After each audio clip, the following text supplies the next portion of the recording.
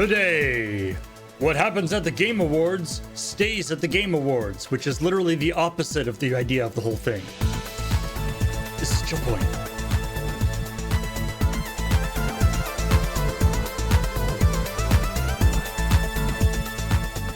Hey everybody, Hi. welcome to ChillPoint. Now with special bonus Graham. Hello. He wasn't in the thumbnail What because brings you here? Oh, I wanted to talk a little bit about the Game Awards. Oh, okay. Well, we gotta start the show first. Yeah, I know. Start the show. so I'm telling him he's often always stopping us from doing it, and then I'm doing it by doing this. It's our thing. Oh, okay. Do you watch ChillPoint? It's fun. I do. Yeah. we have fun here. Hey everybody, welcome to ChillPoint, a show where we talk about all the week's video game news as well as the episode of Checkpoint that just went up. In this case, it went up yesterday. And first thing we're going to talk about today is the Video Game Awards, because Graham was like, hey, could I come to Checkpoint or ChillPoint? I have opinions. Yeah. I mean, okay. I mean, maybe I should back up here because I didn't actually watch the Video Game Awards. I did. I mean, I'll tell Or you. did you watch parts? I watched some of it because it was 3.5 hours. Yeah. Yeah. I watched half of it, and then I went and hung out with friends, and then I came back and watched the other half later. Did it at least? Could I feel get like the could I get Oscars? like a Snyder cut of the Video Game Awards? Literally, yes. Yeah. Okay, Matt Wiggins, if it hasn't been DMCA taken down yet, put together an edit. It's of just the Game Awards. It's 45 minutes. Except when I said a Snyder cut, what I Oh, you actually mean the extended version? I want the longer. Oh, sorry. I want the longer. Yeah, version. you can watch that over I want- wherever they I put want- up the full thing. I want the real version. Was there Right. was there a pre-show? Yeah, there always Yeah, is. It's there was some half an hour awards. long. Okay. Some awards in the pre-show too. So we got to bake that in somehow. It's people are also starting where black they and white. it's also where they stick other awards that people are like, gee, it'd be nice if you put the accessibility awards in, I don't know, the main show. And we're gonna do that in the pre-show. So here's a breakdown according to Haley Elise on Twitter of the 3-hour runtime. Winners' speeches, 10 minutes. Musical numbers, 13.5 minutes. Award presenters, 26.5 minutes. Chris Judge. Other presenters, 42.5 minutes. Trailers and ads, 1 hour, 28 minutes. So 88 minutes. Yeah. Yeah. Look, Jeff, just stop. Here's the thing. Stop trying to ram these two things together, all right? Just do the Winter Games Fest, and as your pre-show to that, you can do an hour that is the Game Awards. The Game Awards leading up to the Winter Games Fest. Like, I probably as many people will watch, like... Yeah. Because they need to know if their tribe won. Like the question is whether it's like, do you think it's we're parceling out the awards over the course of the show to make it so that people stay to watch to watch all the trailers? If you want, save Game of the Year for the end. Or is it we're parceling out the trailers over the course of the show to make people watch the awards? So- like, which is the draw? Well, Yeah. They say one thing but do another. It's called the Game Awards. That's not why this exists, Right. right? So I think they should just admit it and call it Winter Games Fest featuring the Game Awards. And just be like, look, it's actually just a bunch of trailers. And before or afterwards, we'll give out the juried awards. I find it some things that bothered me about watching it. When Jeff Keighley goes, we'll be right back, and then different ads run, and then he goes, welcome back to the Game Awards, and it's like, no, we never left. Yeah. This was never not the Game Awards. This was just Did you- different commercials. Did you? Because I had like an instinctual, ingrained response to that where my brain was like, oh, better go grab a snack. Better make sure, like, this is the part of the TV Yeah. show where I get to go, Yeah. to the bathroom. Did they differentiate between trailers and ads? Or did they just sort of intersperse them? Or, like, was that... Kind of, It was- but not, like... It's Like- hard to tell.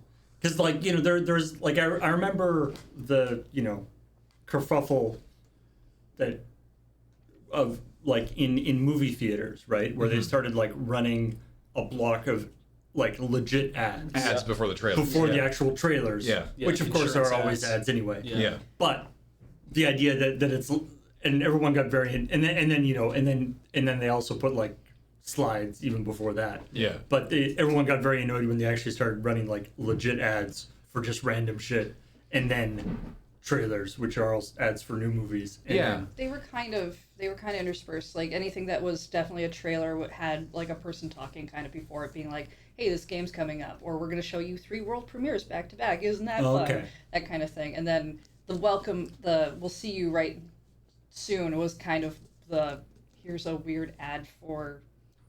I think it was Game Pass most of the time. But Like, and sometimes Jeff would just do a sponsor read where like it came back and there's like branded lower third for Monster Hunter, and he's like, also we're brought to you by Monster Hunter Go or whatever Niantic's Monster Hunter Well- is called. yeah, and also, Monster Hunter Now. They keep emailing. and of about course it. also like you know, an ad for Game Pass or an ad for, you know, Sony PlayStation Plus is inherently a bunch of trailers for the games. Yeah. So Yeah. it's easy to get those two things confused. Yeah, but I mean, we didn't have like, I don't know, last year the whole like, oh, this is brought to you by DoorDash, and they're doing a whatever, Right. really stuck out like a weird sore thumb, where I didn't feel like that happened quite the same this year. The ad breaks thing was the first thing that bothered me. The second thing was the way that like sometimes awards will just get like what's up, Beach? Sorry, I'm not leaving. I'm Okay. I just want Some- to be like, oh, it's 20 degrees. Okay, good. Sometimes awards will just get like Oh, okie is. knocked through where like it'll come back from some trailers and then Jeff is standing where he always is, which is not on the stage. It is at the back of the thing facing away from a bunch of the audience into a camera, and he'll be like, all right, let's do some awards. Here's the award for this, and the nominees are these people, and the winner is this. Great job to them. Now, this category. Yeah, Here are literally the that nominees. And Yeah. literally that fast. Yeah. I find that, I'm not a developer. Maybe they find it insulting. As a viewer, I find that insulting. That it's like, oh, here's some of the fucking awards, I guess. Here's this award, here's the nominees, this winner. They don't even get to come up and say anything. It's just like, and this winner, congrats to them. Anyway, this category, it's this thing. Like, Okay. just don't do it. Yeah. Just don't air them if you, Did you want the care thing- so little. I guess the what they would give us the argument against that is like, well, did you want it to be 4 hours long? Because it's like we can't cut any of the trailers So, or ads. I mean, I don't think they can. exactly. That's what I mean. They Like, need the money to produce the event. Yeah. yeah, like Just like- obviously yeah. the awards don't get them any money. Yeah. Ostensibly, the awards are supposed to be So what's funny about to that? attract people. Yeah, and what's funny about that is that this is my larger thing. That, It felt worse this year also. but that's yeah. That I sucks. I would be interested to see a comparison. A comparison. Maybe it's not. Maybe I just feel that way. but- when I talked with Heather about this last night, and I previewed that I wanted to bring this up. It's like when we think of what award shows, like if you think about the Oscars, right, from the Academy of Motion Pictures and Sciences, yeah. Motion Picture Arts and Sciences. When the Oscars does their thing, they have singing and dancing. They have a guy telling jokes. They show all the awards. There's an orchestra play people on and off. There's like the structure is very similar to the Game Awards. But what they don't do is be like, and now we're going to go watch some trailers for upcoming movies, because it would feel weird to do that when you're talking about movies that you're getting their awards this year, to be like, and coming from Paramount, who just won this award for this, they're making this new movie. It, like, studio system doesn't really support that idea. So the thing is put on by the Academy of the Motion Picture Arts and Sciences. Who are they, ultimately? Do all the studios have to pay them to belong to this thing? How does the Academy make money to put on this event? How do any of these groups, like the whoever it is that runs the Grammys, the foreign press, I think, operate the Golden Yep. Globes. It's like, where are they getting their money from to produce a thing? Or is it that the networks themselves have said, hey, the Oscars brings in a lot of people to watch the Oscars, I mean, so we'll sell ads against it. Yeah, I think it's the Super Bowl. The Oscars, I think, primarily are is paid for with advertising. And so that's the thing here is it's like this is ultimately paid for with advertising. They're just trying to make it feel like it's seamlessly integrated and that it is much like, you know, the Oscars and everything else. And without that, where it's like, hey, we're going to take a break for some advertising. It's like, no, you're taking a break for the reason that people are kind of coming here, like the Super Bowl, to watch a lot of ads that are very interesting in association with watching the sporting event. So divorcing it from that would be difficult, not impossible. You bring it up. It's like integrate it as its own event that leads off the Winter Games Fest and be like, the advertising you sell against the Winter Games Fest is what's putting on this event. with an awards show section. Yeah, why didn't E3, why didn't the ESA say, you know, we can do an awards thing? We could put that on like 48 hours before. Bad. Yeah, but if the ESA their job. And they're a lobby organization, they're not an actual like trade organization. But if they're like IGDA, right, the Independent Game Developers Association, they did their own awards thing, and it was never didn't a huge deal. But it's like that is the kind of thing you could do. Didn't the Game Awards used to be associated with E3? It was and then Spike before TV's before thing, E3 crapped out. Spike TV. Yeah. Oh, okay. Yeah. So the as an example of a thing that was great, right? Did you see the Alan Wake musical number? Yeah, that So was they had fantastic. Poets of the Fall as the in-game band Old Gods of Asgard doing a musical number with the actor who plays Alan Wake on stage, like dancing with shadow people and playing a it's really song. good. And it was like, I was like, actor. yes, this is the kind of bombastic nonsense that I love to see at award shows. Yeah. Right? But it just takes so long to get to any of those things. I mean, what I'd really like to see instead of like in a perfect world, instead of this being a thing of like, oh, what are the games coming out next year and we're trying to do world premieres, I'd rather see. He says it's supposed to be a celebration of gaming. I want to see a celebration of gaming for the past year. I want to actually see the trailers for the games that are nominated and for other games that maybe were like would be really cool honorable mentions that you missed. There's so much stuff that's easy to miss. Even when they have a presenter on stage being like, hey, obviously I'm advertising my upcoming movie or TV show, but also I'm a presenter for this award, and here are the nominees, when it's not just like Jeff and his checklist, right? Even then, they just like, the nominees are this, and this, and it's still very quick, and it's like I love when I'm watching the Oscars, when it's like, here are the nominees for Best Actor in a Supporting Role, and they show a clip, and it's like, oh, I haven't seen that movie. That looked awesome. Yeah. I'm gonna check that out, right? I want to see more stuff. I want to see why these games deserve to be nominated. Yeah, I want an awards show. What was the selling point, right? Yeah. And I mean, it's funny because like a lot of the games stuff, what we would call technical awards when it comes to other things, you know, like the Oscars technical awards are generally like, we did those at a banquet earlier today, like, and we had a bunch of people show up for that, and so here are the winners of those because they have to, you know, you do that. Yeah. And it's like, right, so your technical awards, the things that maybe you're like, we want to showcase most innovative special effects or best sound mixing or like those kind of things. It's like where it's not like best soundtrack, but it is best sound mixing or something, like, you know, best Foley. Like, it would be a really funny one to have. Yeah. He's like the Roblox oof sound. And some people have been mentioning that and you know, justifiably goofing on the photo of the "Please wrap it up" on the teleprompter. That's not atypical. Yeah. Like, no, in fact, they made jokes during it was Chris Judge. Yeah. Yeah, about how his thing was super long last time and all of his stuff, and I feel like we probably wouldn't have even known that there was a teleprompter in the room during the actual awards if there weren't actually people who were like, oh, I have to wrap it up. Yeah. And then you get the sense of that. And that's true of like all award shows, and I get that. Generally, they don't do that to Best Picture. No. Generally, the last award gets to talk. So I think it's especially annoying that Larian was, you know, they were like, come on, when it's like, this is Game of the Year. Yeah. Let them enjoy this. Yeah, you need to indulge in this a little bit. Yeah. Although apparently it was only like 30 seconds. Yeah, I think the amount of time that they allowed them to have was, especially when there's like a big group that comes up on stage and takes, you know, a couple minutes for them to even get all the way up there. As part of Chris Judge's intro was, I dare you to go longer than what I did, like as part of a joke, which, you know, I honestly would have loved to have seen a studio push it. Oh, good point there, Brownie Points. Generally, you don't do that when the Game of the Year winner is talking about recently deceased coworkers. Yeah, that's Yeah. rough. Holy Yeah. shit. I Well, think though also it's like an auto thing though. I don't, know. Yeah. I know. It's not. Yeah, it's not the conductor cueing in the band. It's just like a time thing. It's a tricky. Like I think the in general the video game industry is so much more forward focused Yeah. than the movie industry. Yeah. Where like video game stuff is always like what's the next thing. Yeah.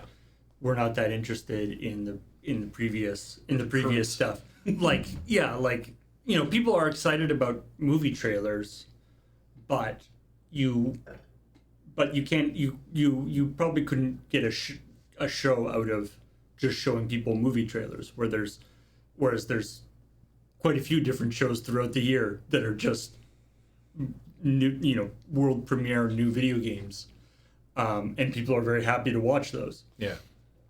So that's I think a difference in the industry, and also I don't think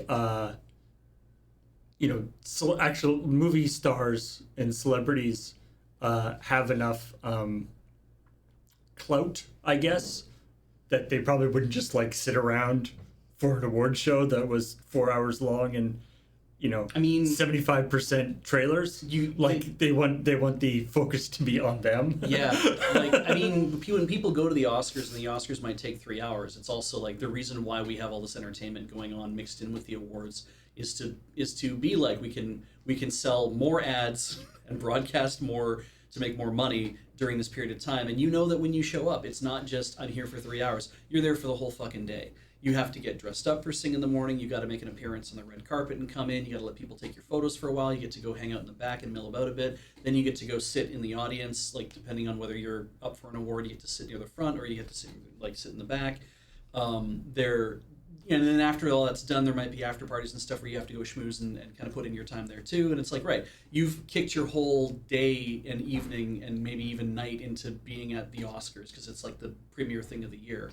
And I know that that's what Jeff and his team are trying to build, is this idea that this thing has cachet, and you'll want to be here for 3 hours, and Nintendo will want to send multiple people who are up for multiple awards so that they actually have those people sitting in the audience. So Doug Bowser was there. right? It's like, So was Numa was there. Numa, right? and I can't remember the other guy who was there. Doug Bowser looked like he had another person with him as well, like a +1. Something I found Reggie was there. Like they panned to his Reggie face was a number there. of times. I know he doesn't work for Nintendo anymore, but they did point. He's still a luminary of the industry. Something I technically, found right? very weird was that I think it was Family Game. This one they did let.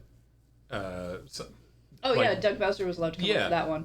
Even though it was not one of the main stage ones, it was like Best Family Game and it was Super Mario Wonder. And I don't know how they do this. Like I don't know what's happening off camera, but it was like. Here are the nominees for Best Family Game, and they list them out one by one, and then go, and the winner is Super Mario Wonder, and immediately here's Doug. Yeah. Like Doug was like, Yeah, and it's like, they had that completely prepped and ready to go. Did they have all the nominees just off shot, or were they like, Doug, it's you? Can you come and get to this point? Get in the gorilla position. Yeah, like it was very weird. It's funny because like By the way, Doug Bowser should go get whoever did Jack Black's Bowser outfit? Jack Black's like tux, like Bowser tux. He should have done it, should too. just wear that all the time. Yeah.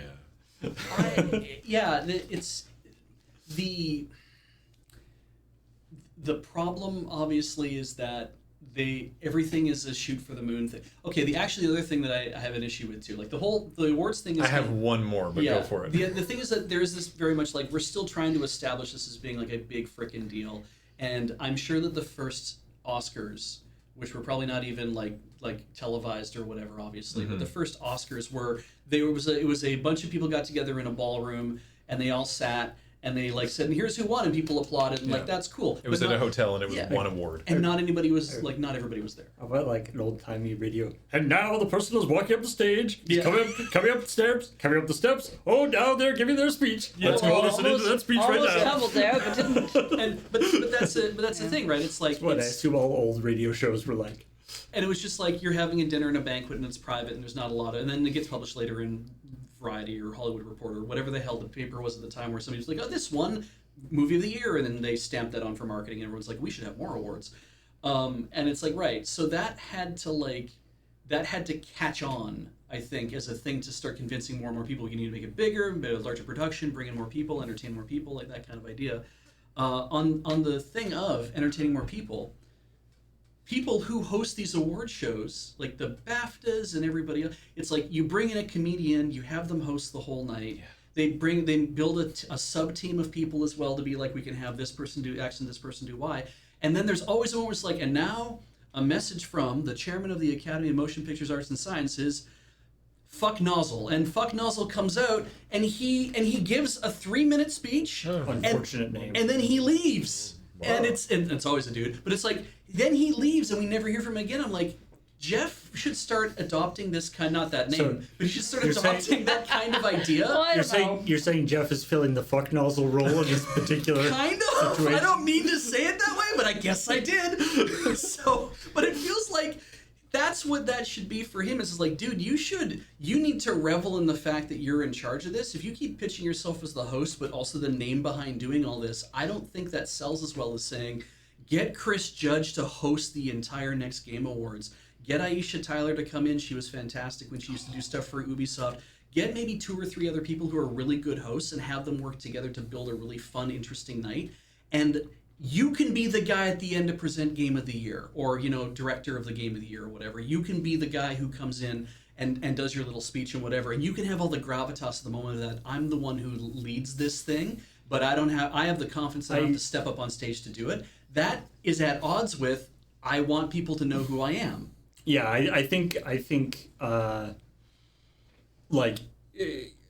it's hard to separate it from sort of the Jeff Keighley show. Yeah. And I don't think that will happen unless he somebody prizes it from his cold dead fingers. Yeah. I think that's a large portion of why he does it. Mm-hmm. Yeah. So what's the last thing you Oh got? yeah, this is a hyper specific one, and some people already saw me post about this last night. Oh, yeah. Yeah. Okay. I mean, I don't blame you for that one. This is okay. Their award for best ongoing game. Yes. Okay. This is from the Game Awards website. This is the description for what that category means. Because I'm not sure. Awarded to a game for outstanding development of ongoing content that evolves the player experience over time. Okay, so it's not that. Okay. The nominees are Apex Legends, right, which is always under development, Final Fantasy XIV, Yeah, because I assume mostly MMOs and live service style games. Fortnite, Genshin Impact, and the winner, Cyberpunk 2077. Which I believe Paul just posted a story that we're going to talk about how they just said we've ceased development. Even if they hadn't done that. Yeah. Cyberpunk 2077 does not qualify for this, in my opinion, absolutely does not qualify for this award. It is not an ongoing game. They've done patches for some bug fixes, so does every game, and a single expansion. That is not an ongoing game. Yeah. That all the other ones are ones that they're constantly adding stuff. There's new seasons, there are live services, there are MMOs, there's like a whole treadmill. Cyberpunk is not that. Yeah. Somewhere the people on the jury were like, oh, they made it not be shit and they made an expansion for it.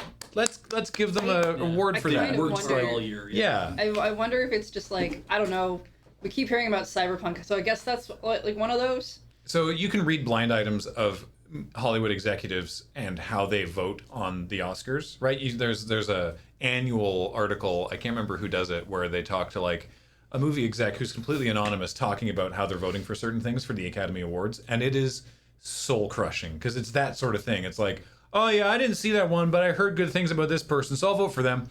And I assume that this is the same thing, that it's like, oh yeah, wait, they went from being pulled off the Sony store to still not being a good game in Graham's opinion, but they made an expansion for it. Yeah. You know what? Yeah, good job, CD Projekt. Let's give them a pat on the back with this award. No, bullshit.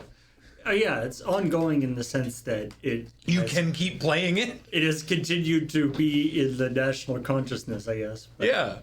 I mean, of course, yeah, because the thing with the Oscars is the Academy of Motion Picture Arts and Sciences is made up of former Oscar winners and people in the industry, Yeah. not like journalists and stuff. So, like, they get I'm familiar with a couple of people who are in the Academy, and they get a giant stack of movies. Yeah. Yeah. And nobody can watch every movie No. that came out. So yeah, some of your opinions are probably pretty quick. You can have a best improved award if you want. I agree. A couple people have said it. I agree. There probably should be an award for like best expansion or best DLC or something. I would right? actually like to see one for remakes specifically. That would be good too. given- It was wild that RE4 got nominated for Game of the Year. Well, and I don't. It's not like I don't and I think. love Resident Evil, but it's that's just- an odd I inclusion. feel like to me. a remake to the, especially when you have stuff like the Final Fantasy VII remakes. Yeah. It's interesting to look at how Yeah. that remake I is mean, happening. Anyway, my complaint is that by their own description of that award, Cyberpunk does not qualify. Which I mean, Yeah. they get themselves into trouble because anytime you start making categorized awards by somewhat non or somewhat subjective categories. Of course, there's the indie game thing. You're going to run into problems, right? Yeah, like the Oscars have, best actor, actress, foreign language film. Like, I mean, they've got like musical and comedy. I think is like the only. that's the Golden Globes. Oh, right. They don't have that. No, not the Oscars. So- they like- talked about it. But the Like, fact the that some Oscars do have- and some don't. But the Oscars have very specific, like, whether a movie fits into a thing, and like, best short film. There's a definition of a short film. Yeah, and I think we could get there eventually, but it will Um, probably take some time. And so like if you wanted to do like a best game with a budget under X number of dollars, that could be a thing. Yeah. But And- like indie obviously has a whole problem with what does that include? That was, what does it To be that fair, was, encompass? I do think, because a couple people brought this up in chat, I do awesome as Baldur's Gate 3 is, I do think it was a very weird nominee for best multiplayer game. I know it has multiplayer, and I know it's super fun to play 2-player. I Yeah. get that. I think that's they're Oh, probably you can do 4-player online. yeah, but it's probably a weird inclusion for the category of best multiplayer game. But it's just that it's a game that everybody loves, and I think rightly won Game of the Year, and it won a bunch of other awards too. But I think it's like odd. It was kind of funny. This popped up on my Reddit this morning. It was suggested a post from the Spider-Man subreddit. Talking about how Spider-Man 2 was nominated for like 7 awards and didn't win any of them. Yeah. And the general reaction from everyone in that thread was like, yeah, man. No, yeah. This was a great game, great year for games. And you know what? Spider-Man 2 was like, yeah, it's fun, but it's not, you know what? I hope Infamous does better with number 3. Yeah. Like, they were like, yeah, this game's not great. Like, Yeah. it was- Or this game is it's good, but there Yeah, you were can other see- games that were better. Yeah, Yeah. you can see things that really like shine from other games. It's It's a like- banger year. It's like when when his other nominees in like Alan Wake 2. By all accounts, a fun game. Yeah. But Yeah, I was surprised. just because by a some game of those. isn't the best game of the year doesn't mean it's bad. Yeah. Yeah. Yeah. I there was a point where in one of the intros it was just like, oh, AAA games are like whatever, but don't worry, indie games can also be really important too. And then they showed an ad for a game that is being developed by the same studio that did Ori. That is, as far as I understand it, an indie studio backed by Xbox or Microsoft. And I'm like, This is the you Exxon can problem tell again. that they have so much money to do this thing. It feels weird to compare and say, oh, AAA's and then this. Thank you, Doodles. That was Asterion. So here's the thing. I haven't played Baldur's Gate 3 yet, right? But they were like, this voice actor won for Baldur's Gate 3. And I'm like, cool, who is that? Oh, he's fantastic. But nowhere in the show or on the website did it say whose voice he did. Oh, really? Yeah. Okay. And I'm like, who in the I- game? I honestly, 'cause Asterion. so Good. when they Good for him. when they did All the clips I've um, heard of the game are Asterion, and he sounds amazing. Oh, and he absolutely chews the scenery. He's great.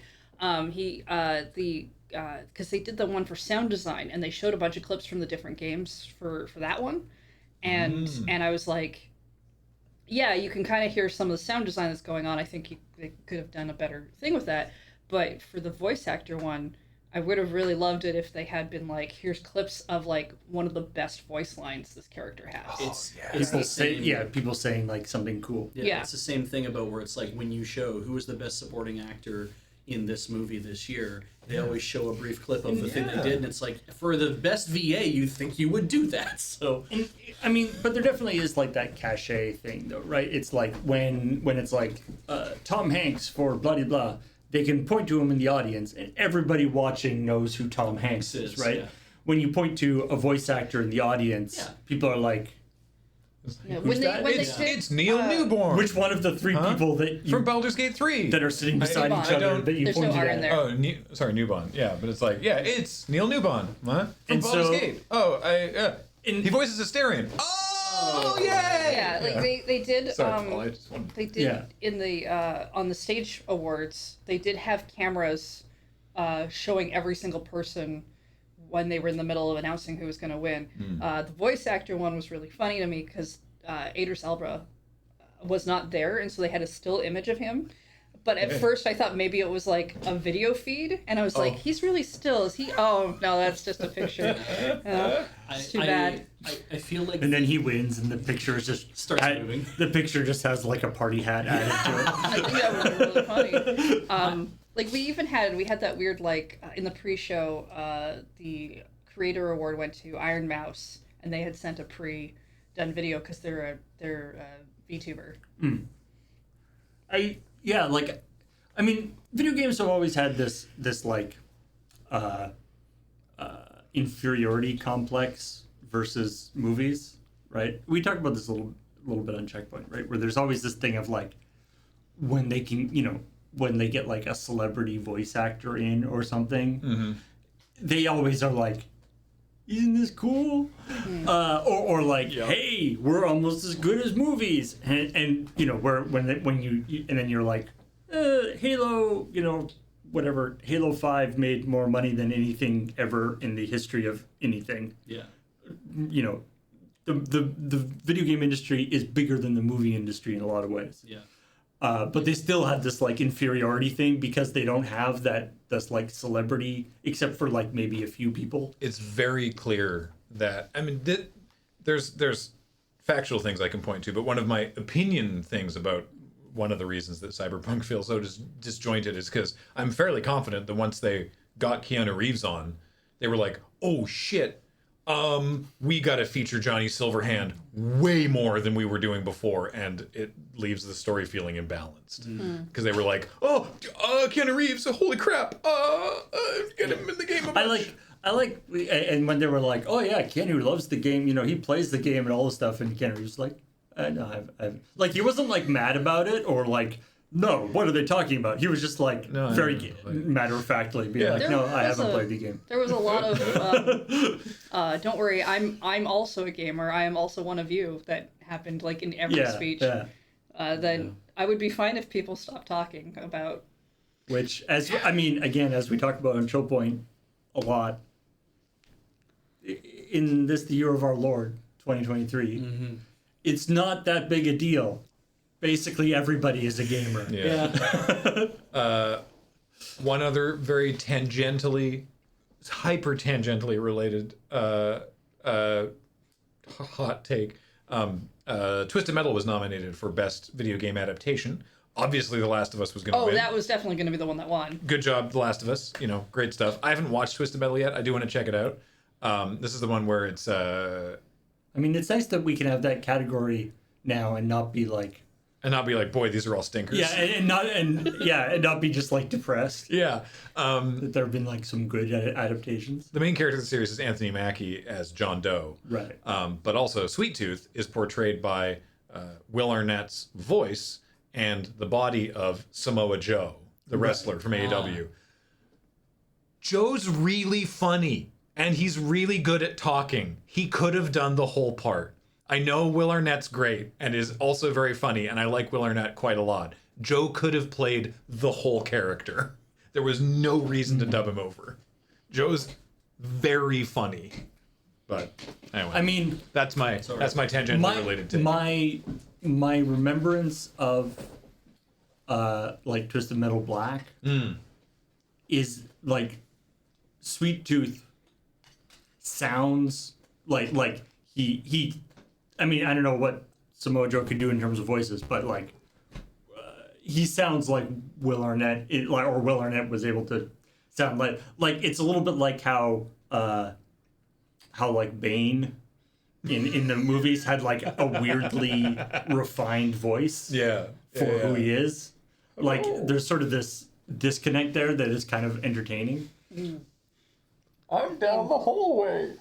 I think though it's very important that I know Graham's opinion.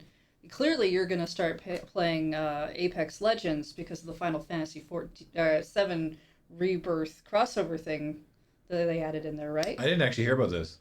They showed it off during the Game Awards. I watched like an hour and a half to 2 hour chunk, but I don't know where. Oh. Was that near the beginning? Who knew when it started or when it ended? Is it a new character, or is it like a skin for an I think it's existing game? skins or outfits or something. It was near the end. Okay. Yeah. So what happened was I watched. I got home and Kathleen was watching Surge Watch along with it. Okay, yeah. And then we had to do like dinner and bedtime and stuff. And then it was like, oh, Matt's watching, and so I started watching along with Wiggins, not realizing he was watching the VOD. So it then caught up to where I'd seen before. Oh, okay. So I didn't actually. You're getting the East Coast feed and the West Coast feed. So I saw neither the very beginning nor the very end. Okay. Well, I do think the best crossover that they showed off at the Game Awards is Surge is the West Coast Dave the feed? Diver and Dredge. Dave the Diver And Dredge. and Dredge. So perfect. Yeah. So Dredge is another fishing game. It's a pixel but it's a indie bit game. it's a horror based game. Sweet. And Okay. Yeah. You don't want to fish too deep because you'll awaken the old ones. Oh, you don't want to fish at night because creepy things happen at night. I haven't played it yet, great. but it sounds great. I definitely want to. I mean, for all the indie game controversy thing. From what I understand, Dave the Diver is legitimately a super great game. It's I'll play the demo. It's I definitely like to play it. Yeah. I don't care whether it's technically an indie game or not. Yeah, I don't that's care fine. either. I don't think Jeff helped when he tried to clarify that in that interview. When he was like, well, some indie games are indie games and others are not. And it was like, you didn't say anything. It's like, yeah, everyone's definition is different. But, Yeah. yeah. Yeah. Anyway. What did win Best Indie Game? It was. I'm looking it up. It was not Dave the Diver. Hades 2. No, Hades 2 was on Most Anticipated. Of course it was. And it didn't win that. No. This is a stupid category. Best Independent Game. Are you saying Sea of Stars. Sea of Stars, right? Yeah. Are you saying it's a stupid category Cocoon because won it didn't win? No. indie game with it's a like category. debut or whatever. Okay. You might as well just vote on best game trailer at this point. Like, I enjoyed Cocoon. It was Cocoon, Dave the Diver, Dredge, Viewfinder, and Sea of Stars were the nominees for Indie Game. I really enjoyed. Ironically, Sea of Stars and Cocoon are like not that different conceptually, but I enjoyed both of those games. One is like a huge RPG, and one's like a super puzzly game. But in terms of the themes in it, you both actually end up like being a weird, powerful space creature. You're not secretly a bug in Sea of Stars. do you Okay. think that this is a meta question? Yeah. But do you think that movie fans, when they look at like the Independent Movie Awards, or when they look at the Golden Globes maybe, or anything else that has like larger categories of where the splits are, and they look at those things and they say, okay, well, does Everything Everywhere All at Once count as an independent movie? Should it win anything at the Independent Film Awards. Should it be nominated in a certain? Is it a comedy? Is it not a comedy? Is it a I mean- drama? Like where do you put it in what categories? Do you think movie fans argue about that shit? About that, like, no, they picked the wrong thing. I mean, that's not the world that we're tapped into, but I assume there's a lot of. assume they do argue. I assume there's a lot of That drama about that every year. Well, yeah. but it does make me wonder that I'm like, I mean, a lot of these award shows have had, at least 10 or 15 years under their belt to kind of like to shake out what they think the categories should be for everything. Or they started with their categories and locked them in hard, and they've been like more and more particular about figuring out what all these things actually mean. And when you have something that shouldn't feel nebulous like best independent game, and yet because you can kind of think, well, an indie movie could be made by A24, right? Like A24 is not really an indie studio, except they are kind of an indie studio, but they're not really an indie studio anymore. But you would still count their movies as being indies. It depends on what you define as an indie And studio. that's the thing. It's like, what does this mean anymore? It's like getting, what happens when you stop being, a AA team or a AAA Yeah. team. Like I mean, you can do that in baseball, but you have a hard time defining studios that I'm way. going to interrupt you. Somebody in the chat said that they don't have indie awards in movies. They used to do the independent film They have awards, though. indie festivals. They have an entire. That's right. They do That's- festivals. entire That's thing. right. So that's That's different. Who wins the it's festival? hard. It's hard to use them as an example then. Yeah. But then that's the thing. If A24 is shopping videos or movies to a festival, the festival has to decide whether or not they want to show those or not, if they fit in the festival, I suppose. But Do you want, for those who didn't watch, do you want to just hear rapid fire all the winners? Let's make Beach and Paul guess who won. Okay. name a winner, and then make us guess what category. I think it'd be easier the other way around. Just say terrible. Baldur's Gate 3, and we have to go with 7 different categories. These are all terrible ideas. All right, I'm going to go through the esports ones quickly because Sure. none Oh, of us yeah, will know yeah. about those. Best esports event was the 2023 League of Legends Worlds. Okay. Best esports coach was Christine Potter Chi. I only hear about your esports events when something terrible happens. Yeah. Yeah. Who coaches? She coaches Valorant for Evil Geniuses. Best esports team was JD Gaming, their League of Legends team. Best esports athlete was Lee Faker Sanghyuk, who plays League. Best esports team and athlete who have not yet been canceled. Also, who don't work for that, who don't play for that coach, which has got to hurt a whole ton to be Yeah. like, I'm the best coach, but my team sucks. Best esports game, Valorant. Apparently, it's really popping off. Content creator of the year, Iron Mouse, Oh, I thought it would be us this year. a VTuber. We never even get nominated. I mean, makes that's- good games or whatever got nominated for that, which was kind of weird. But or I mean, people make that's games, I mean, that again, one. that's a weird category. Like, Yeah. presumably they specifically mean video game content. Yes. Yeah. For a streamer or content creator who has made an important and positive impact on the community in 2023. So it got a real good shot of Yeah, we did this see one that. not being a piece of shit eventually. Most anticipated game, winner was Final Fantasy VII Rebirth. Yeah, honestly, that's fair out of that list. Yeah, Hades 2, Like a Dragon, Infinite Wealth, Star Wars Outlaws, and Tekken 8. So it's probably fun. Yeah, that makes sense. Best adaptation, I mentioned this already. Last of Us beating out the Mario movie, Twisted Metal, Gran Turismo, and Castlevania Nocturne. Well, there were a lot of them. Yeah, Did- I mean, to be honest, I would have been angry if the Mario movie won out of that category. It would not deserve that Coming up, category. except Chris Pratt. Does Final Fantasy VII getting most anticipated, like, does that take into account people who are like, didn't that game already come out? Like, does that count as anticipation? Yeah, All back these in peop- 1996. All these people are talking about it. It's like, didn't that game and also the remake for that game also already come out? Best multiplayer, as we mentioned, BG3, beating out Diablo, Party Animals, Street Fighter 6, and Super Mario Wonder, which Pretty is, good for party animals. I feel like Wonder is another one that has multiplayer mode, but doesn't really feel like a multiplayer game. You know, I don't know. I think as long as there's a multiplayer mode. All right. Best sports racing game, Forza. Shocking nobody, I don't think. Best sim strategy game. Oh, I know who won this one. Persona 5 Tactica. No. No. I'll tell you, defeating City Skylines 2, Company of Heroes 3, Fire Emblem Engage, and shoutouts to Advance Wars 1+2 Reboot Hey! for being nominated. Yeah, absolutely. Yeah. That was a rough run. But the winner was Factorio. no. It's a Nintendo game, actually. It is Sim strategy game? Yeah. Shit, I don't know. What is it? Pikmin. Pikmin 4. Hey! Yeah, I wouldn't have thought of that. Yeah, that I thought strategy, Cities. though. You're I right, thought, it's I RTS. thought City Skylines was going to take that. Sorry, some people saying Mario Wonder is not multiplayer. It is. It's local 4-player It is. co-op. It is That still multiplayer. counts as Yeah, multiplayer. it is. Yeah. I know a lot of people who would be very annoyed if City Skyline 2 got Best not, soon. not that it's a bad game, but from what I understand, the City Skylines 2 it's got a little bit more time to needs to bake. All Gotta right. go.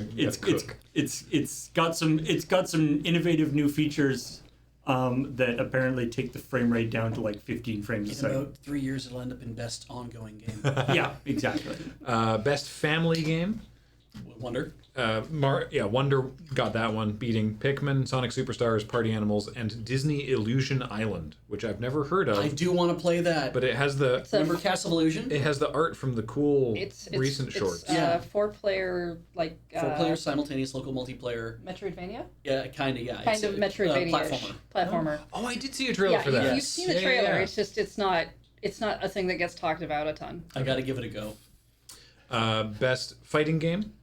I should not be surprised that Street Fighter 6, for them. reclaiming their throne after 5 was a bit of a. I was kind of waiting for a Japanese game Clearly- with a lot of punctuation in the title to take that, but that's good. Clearly, they have been watching Oki Oki Fight Club. Yeah.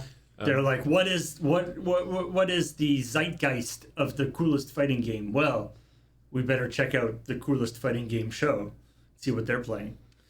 Best RPG, Baldur's Gate 3, defeating Starfield, Sea of Stars, Lies of P, and Final Fantasy 16.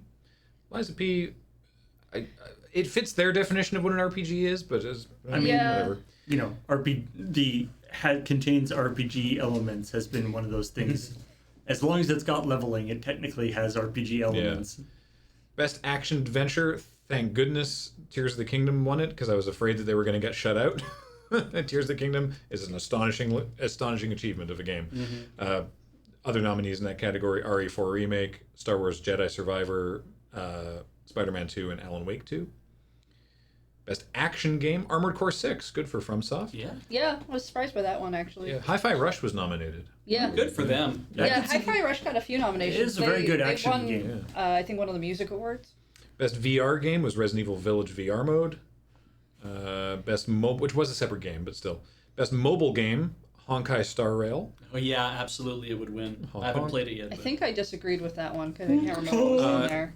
Final Fantasy VII Ever Crisis, Hello Kitty Island Adventure, Right. Monster was- Hunter Now. That was the And one I wanted. I wanted Terranil. Hello Kitty to win because on my socials, a bunch of people were like, "You should all check out this Hello Kitty game. It's great." And it's like an Apple Arcade specific game. So I was like, "Okay, well, I'm not doing that." But This I has thought to be it a would be remake, funny. right? it's the Hello Kitty one. Yeah. I don't know. I do know that it was nominated for Apple Arcade distinctly remember. I want to say it's the Warcraft episode of South Park, because Butters is like, "Oh no, I've been playing Hello Kitty Island Adventure."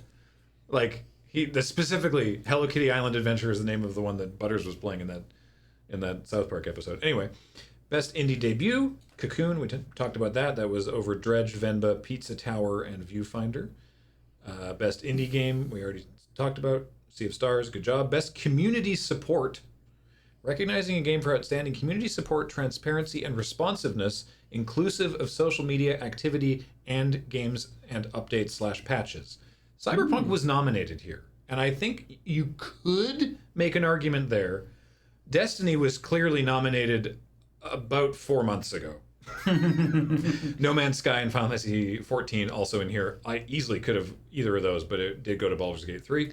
Yeah, I feel like Put that up one. with the most shit award. I feel like that award is hard to judge because it's for a community thing. It is generally like an MMO or a live service or an ongoing game of some kind, and you can't be a part of like 6 of those communities. I think very easily. So this just seems like a hard award to figure out. Best ongoing, we already talked about. And again, when we hear about community stuff, it's always when something bad happened. Yeah, which isn't great. Yeah. Games for impact. For a thought-provoking game with a pro-social meaning or message. Lies of P. No, sadly. Teaches us to beware of puppets. The winner was Chia. Is that how you pronounce Chia, it? yeah, TCHIA. Yeah. Yeah. Yeah. where you get to a little girl and you possess different objects and animals and stuff. Apparently, it's really cool. Other nominees: A Space for the Unbound, Chants of Sennar, Goodbye Volcano High. Well, that came out. Dang, I should need to check that out. Terra Nil and Venba. Yeah, every single one of those games Yeah. I have heard of, and I've heard nothing but good things about. Yeah. I played a little bit of Venba. I couldn't really get into it. I found like it was more what do you call it, visual novel than I was sort of going for. And then some of those are like the Volcano Goodbye High Volcano one High is is a visual novel, a isn't visual it? novel, but it looks like it has enough musical elements that I'm going to try to shove it on Rhythm Cafe at some point. Nice. Innovation in accessibility, which notably this one, so the esports awards are voted for by a slightly different adjudication panel, and this one as well, the accessibility one, is also voted by a panel of people that like are directly affected by accessibility in games, which is nice. And that goes to Forza Motorsport, Yeah, I've heard good things about their menus and options. beating Stuff as Diablo, well. Hi-Fi Rush, Spider-Man 2. Insomniac generally has very good stuff. Mortal Kombat 1 and Street Fighter 6 were the other nominees there. Well, if you remember, Mortal Kombat has the narrator who will tell you everything in great detail. Narrates the finishing moves. They like explain, like they do a very good job of it. They tell you all the things that are happening to the Yeah. bad guy, to the guy you're killing. Like I haven't seen his that. You shove your intestines, hand up, there's and then his you intestines come out, and then it gets wrapped around. It's a the- mess. You and then you The I don't even looking at this. I just have to Yeah. read it. I love. I was actually just reading a thing about Last of Us 2 remake, which is doing a thing that I didn't realize, but is apparently they also did in Last of Us 1 remake. Last of Us has always had very, very good accessibility. From an controls. accessibility thing, one of the things that they've added is vibration for speech. Oh yeah. So that like you can have your controller basically vibrates like the actual what they're like. Apparently, if you bring it up to your ear, you can actually hear them. Basically, hear them talking through the vibration. Through the rumble pack. Oh, Yeah. interesting. But That's amazing. But apparently, if you are hard of hearing or whatever, it adds to the you can feel it and you can read the thing, Yeah, and it I like can see adds that. to the verisimilitude. Cool. It's a neat idea. That's awesome. Best performance. Again, of course, that went to Neil Newbon for Baldur's Gate. Other nominees: Yuri Lowenthal for Spider-Man 2, Melanie LeBird for Alan Wake 2, Idris Elba for Cyberpunk, Cameron Monaghan for Star Wars Jedi Survivor, and Ben Starr for Final Fantasy 16. Presumably, he's the one that said "fuck." We would give it to I would really Keanu like Reeves, but we already gave it to him Yeah. last year. Best audio design: Hi-Fi Rush, good for them. RE4, Spider-Man, Dead Space, and Alan Wake were the other ones in that category. Best score and music: Final Fantasy 16 to I figure- composer Masayoshi Soken. I figure Idris Elba just gets like like digest email every week about like what awards he's won that week. He can't be expected to be at every single award show for an award that he's won. I find this a little disheartening. The other nominees in the music and score category: Alan Wake 2, composer Petri Alanko; Baldur's Gate 3, composer Borislav Slavov; Hi-Fi Rush, audio director Shuichi Kobori; Tears of the Kingdom, composed by Nintendo Sound Team. Yep. I mean, that might reflect the Not idea, surprising. but that might reflect the idea that they're like, that it was. There wasn't sort of one overseeing person for all the sounds. I know, but it's just like, oh, but Normally you'd pick the sound director, Yeah. but Anyway. if there were a lot maybe of composers, maybe it was Mr. Nintendo J Sound Team. yeah. Best art direction went to Alan Wake 2, which I'm so excited to finally get around to playing. Other nominees: Legend of Zelda, Super Mario Wonder, Hi-Fi Rush, and Lies of P. Which, you say like, oh, it's Pinocchio, but like I steampunk honestly- and grimdark. It's gonna be like, boy, that game sounds like shit. And it turns out, it's actually great. I honestly, if Lies of P had won art direction, I would have been like, Yeah. I could kind of see it. It looks sweet. I'm Yeah. Best narrative: Alan Wake 2, beating out Baldur's Gate 3, Cyberpunk Phantom Liberty specifically, which is interesting. So it's like expansion. it's an expansion. It's just DLC, but yeah. Final Fantasy 16 and Spider-Man 2. Although I think it was one of those expansions where like also came with quality of life upgrades for the base game too. Yeah, they've added trains. Yeah, it's actually I marked that as a story. It's like one of the last things. It's like they're still doing things with like, hey, yeah, you can catch a train now. Cool, because it was in the very first trailer of the game. Is that there was a metro in Night City, and then they did not function in the game, even though the tracks were there and the trains seemed to go, but you couldn't get on them. And they're like, we've finally added trains, and now we're not developing this shit anymore. There's a train. It's just not for you. Yeah. Best game direction: Alan Wake 2, beating out Baldur's Gate 3, Spider-Man 2, Mario Wonder, and Tears of the Kingdom. The train was just one of those guys with that big train hat on. That definitely seems like it's the little brother winner for Game of the Year. That it's like, oh, who's going to win this? It's like, well, Game of the Year's going to be this, so we have to give Best Game Direction to second place. That feels like the Oscars too, right? Yeah. It's like, oh, that's winning Best Picture? All right, well, then we're going to give Best Director to... It feels like that, even though that's not actually how the voting can work, but it feels like that. Like it's rare that one movie gets the Best Picture, Best Director, Best Screenplay, triple play. Anyway, and then Game of the Year, Baldur's Gate 3.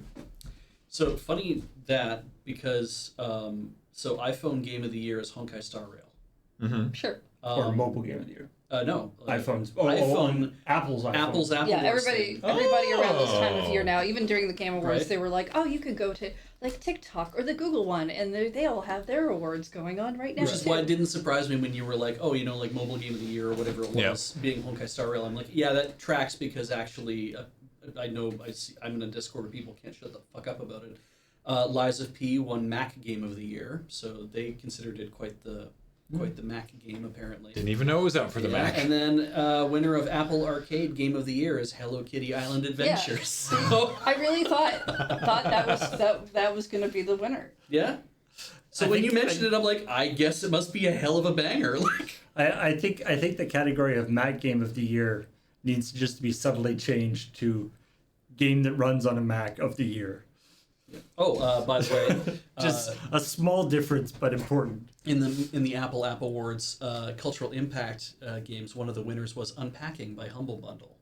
Oh, good. So- Unpacking is great. Didn't that come out a couple years ago? Yeah, I don't Or know just when came out on It might iOS? have just come out on iOS. Yeah. Oh, okay. So kinda- Wait. Anyway. Hello Kitty Island Adventure literally did not exist when South Park made that joke. Yeah. That it is That is- potentially inspired by a South Park joke. Yeah. That's very funny to me. Yeah, and now Damn. how many years later has won an award? So That episode came out in 2006? 2006. Mm-hmm. Yep. Oh my goodness. And WoW was like kind of an old meme at that point too. God, the amount of time that goes by that I don't think of World of Warcraft as being a game that exists anymore. Because it still does. World of Obviously. Warcraft could have been nominated for best ongoing game. Yeah. I think it We has have to been in win the every past. year. I think it has been, yeah. So is Community- Destiny.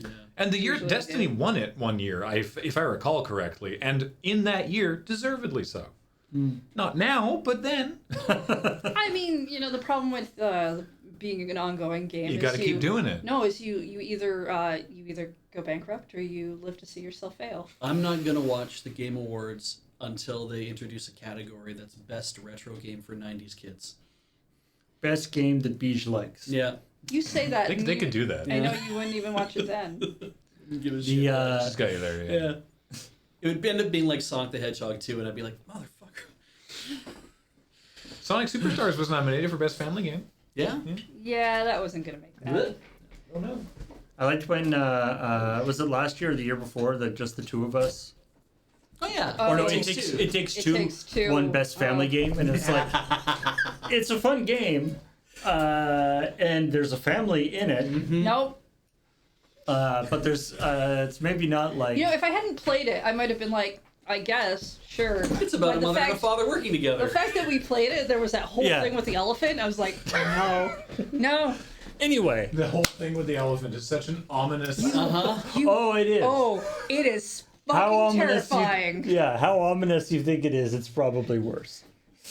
All right. It was fun though. You break it. Can you Roll imagine? over this headphone. Graham, can you Yeah. imagine being, and I guess spoilers, but I don't care. Can you imagine being a tiny version of yourself as a parent, and you're like, I'm going to make my child cry by tearing this elephant apart, that, by the way, is Stuffed animal. sentient and talking to you, so that my child will cry because I think that will make me better. Yeah. Yeah. Right? I hate that. Yeah. And the elephant is like, doopa doopa doo. Hey, And then, everybody, how's and it it's going? like, what are you doing? Why are you doing this? Ah. Yeah, it's talking to you the whole time. Oh, that's worse than just screaming in Yeah. pain. Is Yeah. they're like, why? Why are you doing this to me? Because we need to make our child cry.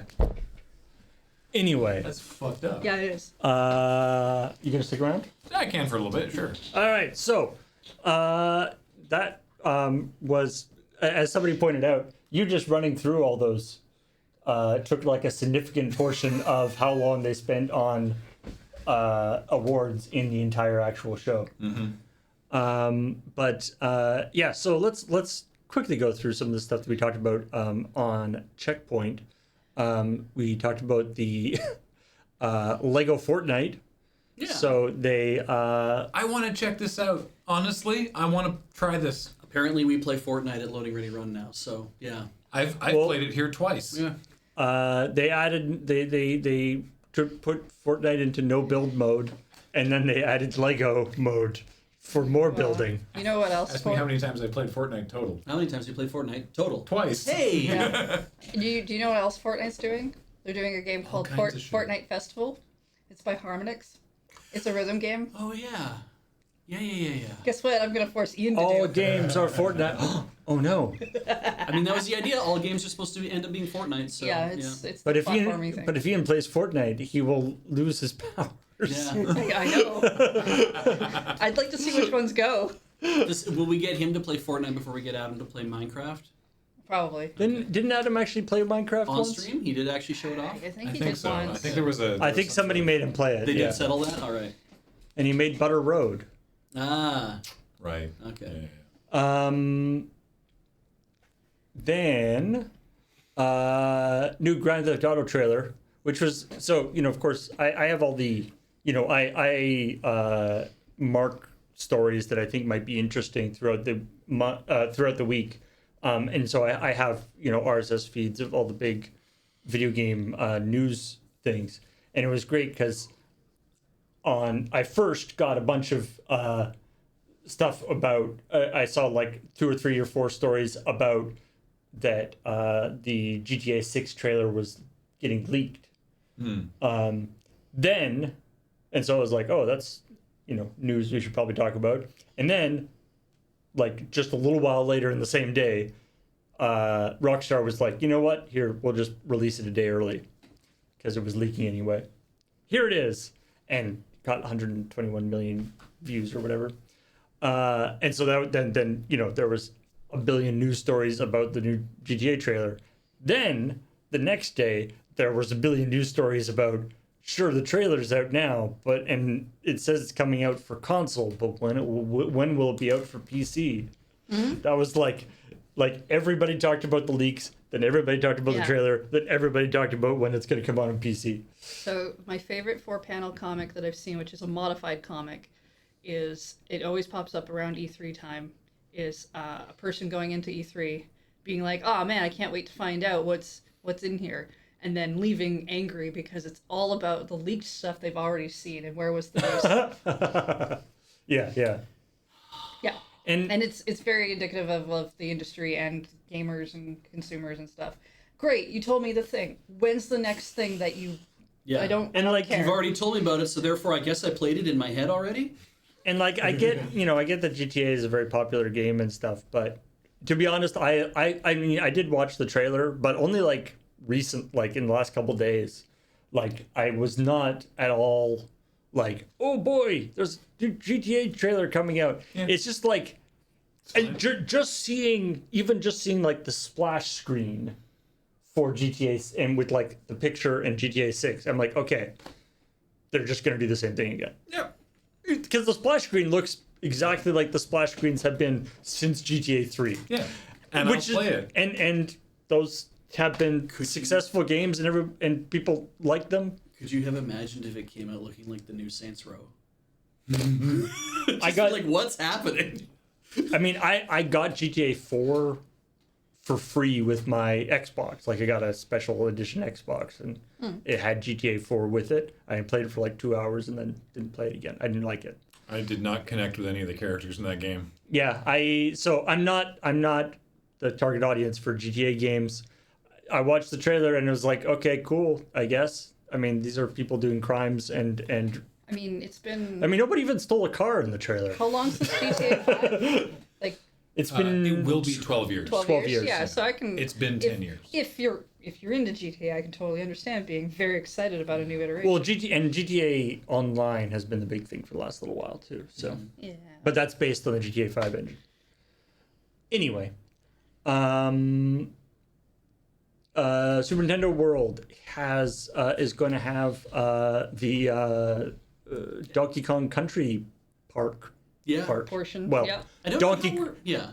It is actually just which makes sense, but I find it slightly annoying from a comedy point of view that it isn't like Donkey Kong Country Land Yeah. or Donkey Kong Country World. Yeah, they're not It is clear Donkey about- Kong Country. Yeah.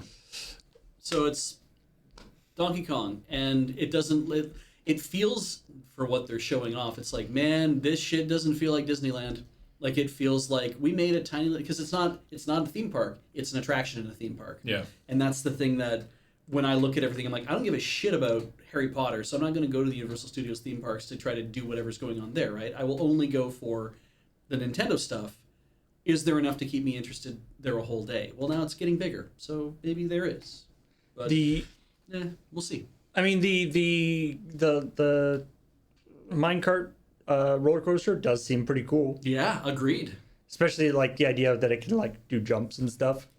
Super neat. I mean, you saw in the there's a graphic that I put up that was like, you know, the Super Mario World and Donkey Kong Country Side by side. side by side, and like it shows the there's like a Mario Kart cart with like some people in it, and Donkey Kong Country minecart with some people in it, and the Mario Kart cart, everyone's wearing VR goggles because that was a thing. That's a thing for it where everyone, it's like a combo actual cart but also VR, so you can like throw stuff, Shells at people or instead whatever, things. Whereas the people in the minecart don't have that, so presumably it's like a more traditional style. Well, and what we were seeing in the testing, that it's kind of like this is big and it's outside, so it's not going to be a dark ride, probably like Space Mountain or whatever. It's probably going to be in an area that's moving around. But I mean, like those kind of rides. Yeah.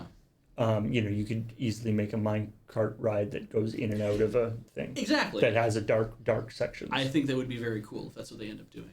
It's probably easier for them to manage a ride that is all built within a building anyway. So. And the other takeaway for this is watch Defunctland. Yeah. Because it's great. Yeah. It sure is. Watch the Garfield ride one. And this is we also talked about Puzzmo, which is the new, or I don't know how new it is, but No, Puzzmo's not new, but the acquisition is yeah, new. the website and this sort of idea that these like puzzle games that are, you know, quick, fun word games or sort of brain teaser type games that have always been popular in newspapers and things have sort of transitioned over to, and they're, I mean, I guess it's not surprising or it's not even new that they're like the thing that everyone likes to play on their phone. Yeah. But it has just been sort of reiterated.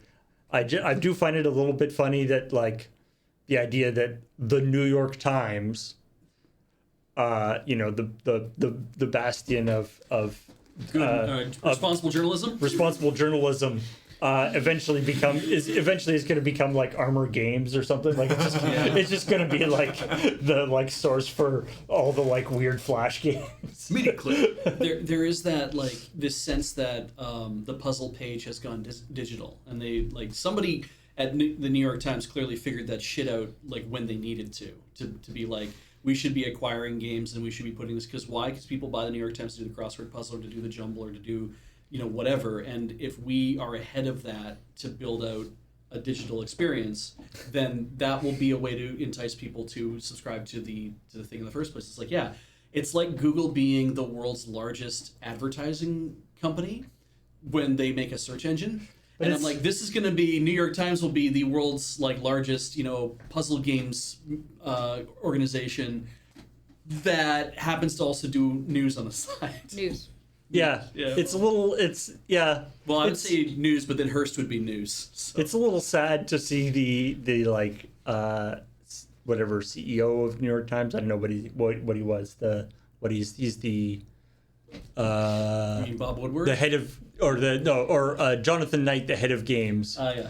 But sort of talking and people love our games and they subscribe to it, and if we give them The option of both bundled together. we give them an option of bundles to also get the journalism stuff. They're happy to get a deal. And it's just like, oh, it's a little bit sad. It's the world we live in. I'm not.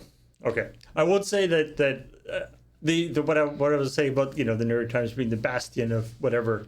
It's more like the reputational thing. Yeah. I don't have any. I honestly don't have any strong feelings one way or another whether they are actually a good news organization. For the A lot past of the like stories I've heard are not good. for the past 8 or 10 years, it's their opinion section that's been Yeah. buck wild with nonsense. Right. Yeah. So, but also, as you mentioned, Hearst Communications is not necessarily that much better. Fun fact for those of you watching at home, maybe you can be one of today's lucky 10,000. Hearst Communications, named for newspaper baron William Randolph Hearst, who was the real life inspiration for Charles Foster Kane in Citizen Kane. Yeah. So it was basically an unofficial biopic. Is what that movie was. I guess that's the sort of bigger American version of black press, I guess. Yeah. Yeah. And and Hearst was the reason why there was the Spanish-American War. Yep. He wanted that to happen, so he started publishing articles to make it happen. Mm-hmm. I visited his house, Oh, cool. San Simeon, in California. Did you use his Did he shit bathroom? in his grave? No, they wouldn't let us shit on his grave. I don't think he's buried there. But again, it's Keep Citizen peeing Kane. until you find it. In Citizen Kane, he's got Xanadu. Yeah. Right? So this is the real life San Simeon in California. It's this fucking preposterous building. Yeah. With swimming pools and, places where the lions used to be kept. It's ridiculous. When you just go into his, you have his house and there's the docent there who's got all the interpretations. And here we can see in his study, in this, we have preserved his real to-do list, and it's start Spanish-American War, smoke large cigar. Exactly, rock pusher. You gotta blame something on Spain, so they blame the main on Spain. Tangent on your tangent. Please. Have you watched the Netflix film Mank? No, I haven't. It's really good. It's about Herman Mankiewicz, the guy who wrote Citizen Kane for for fucking Orson Welles. Orson Welles. I don't know why I said Oscar, but for Orson Welles, and the fact that he, when it won the Oscar, he and Orson were co-credited, despite the fact that Orson did almost nothing to it. But also that Mank was Mank did not like William Randolph Hearst, and kept getting invited to his parties. It's a hell of a thing. That's sweet. Yeah. All right, here's a couple of stories that we didn't get a chance to cover in the episode of Checkpoint. Speaking of... the coming up. Right, the coming up. Wadu Peach. Wadu Peach. Yeah. There's no more info to that With story no than what you information. did. Yeah, that exists. All right. Speaking of people who are terrible, I guess. Yay! No. The Nexus Mods has removed a mod which they do very seldom, but we've done stories about them occasionally, or talked about them on ChillPoint anyway. Nexus Mods, one of the biggest sort of mod repositories for different games. Anyway, there's a mod that changed the gender of who is the person? Sir Alan? Alan, Dame Aelin in the game. There we go. They change her to be a man so that her relationship with another woman is Isabel. heterosexual instead of Well, homosexual. but it's so cute, the relationship as is. Yes. To the extent though that they like not only redo it to make her a man, but also like they like redid over 850 voice lines with the help of AI to give her a man voice, I guess. Wow. That mod's part of a larger mod pack. And apparently, yeah, it's part of a larger mod pack that like goes through and tries to change, it prays away the gay. transgender people to different things and stuff. My favorite thing, so apparently a no alphabets mod pack that gets rid of all the stuff, which I love. There's a person was talking about, a person on Reddit was like, hey everybody, don't get this mod for these, this is what it's all about. And my favorite response to this is, I marked this, was somebody going like obviously fuck the homophobic mod of Markul Smegma. But I want to take the moment to fully appreciate just how thoroughly his work is cut out for him. BG3 is the gayest RPG I've ever played. It would take him decades to comb through the game and make everything straight white. Because that was the other thing. Or straight cis and white. Straight cis and white. Because he's changed a bunch of the or race swap characters. Oh my god! And Larian went out of their way to make the game hostile to Nazis, and I love them for it. I've never even heard of a mod making a game less gay. Yeah, like usually true. it's the other way. And part of Neil's speech was the fact that there were all these people who during the game had reached out to them to talk about how they had felt seen and how great that was, and because everybody should be seen. Usually, usually our also it's gay and it's great. The other thing we talk about in terms of mods is I liked the when the new Mass Effect came out, somebody made a mod that re-implemented the camera work from the original Mass Effect, which is like weirdly fixated on like low shots of Miranda's people's butts. butt. Yeah. And so and then the remake didn't do that. Yeah. And so they redid the camera work to be like, no, proper butt shots. Right. It's like, oh, you perverts. Hey, how about Street Fighter with pillows? Like Street Fighter pillows that I can put on my bed? Like, No. what kind of pillows? Like beating up other people, but with pillows, so it's okay. Game is called I walk the street with a pillow? This game is called Pillow Oh, Champ. can we show the? Yeah. Can we see this? This is under development, so right. it might be a little rough. I don't know if the sound. The idea being that apparently all war and conflict has been completely removed from this world. Like it's now no longer there. Everyone has pillow fights. Yeah, so everyone has pillow fights as Okay. part of a tournament. I feel like when you're pillow fighting, it seems a little weird to be kneeing people and kick. I don't know the rules of your pillow fights, but generally, pillows was in your hands. Yeah, flipping somebody in pillow, like hey Netflix. Netflix games. Yeah. Netflix games That means you'll be getting it for free. a number of things. Neat. All the stories are written by Xavier Nelson Jr. Apparently, all the character backstories. The guy who did Russian Subway Dogs, is it? And he did the that one where you play poker with a bunch of people on a bunch of animals on a boat. Oh right, yeah. I forget what that was called. He's but done yeah. like a bunch of different. We don't do gambling one. Hypnospace Outlaw, Space something, Organ Trading Simulator. Like, yeah, there's a bunch of stuff he's worked on that has incredibly long titles that I always forget what they are. Cool. I This guy, would though, I would met him put at, to you PAX.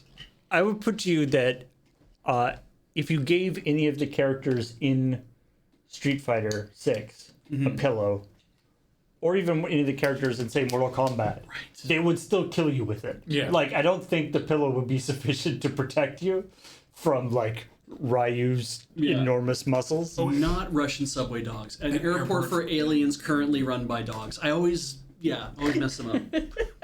The I have a boarding pass for that. He gave me one. the pill, like, yeah, like I feel like with a lot of fighting game characters, the pillow would just serve the same function as, like, getting beaten with a phone book. Like it's just gonna spread out the pain, but it's still gonna kill you. You won't bruise, but you're gonna get a concussion.